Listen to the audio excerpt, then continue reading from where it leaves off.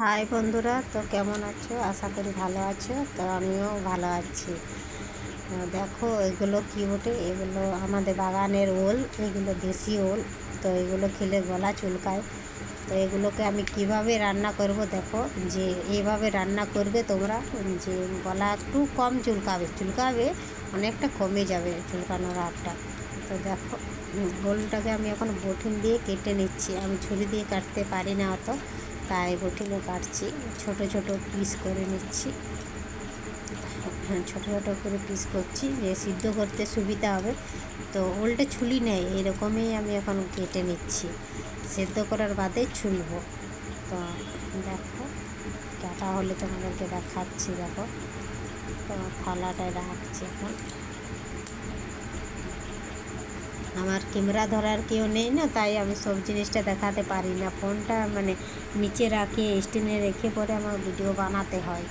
Camera ধরা থাকলে এখন কাটাটাও তোমরা দেখতে পাবে। আমরা কাটছি, ফোনটা একটু উপরে রাখা আছে তাই দেখাচ্ছে না। তো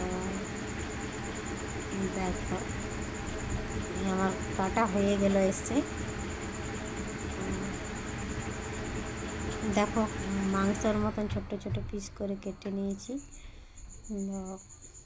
দেখো কত সুন্দর দেখাচ্ছে। এই চকাগুলোও আছে, তো চকাগুলো সামনে সিদ্ধ করে নেব প্রথমে। তো দেখো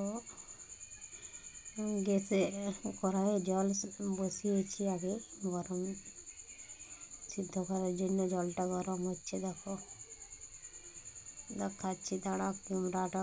দেখো জল বসিয়েছি, ওই জলটাতে ওলগুলো দিয়ে দিলাম। দেখো আর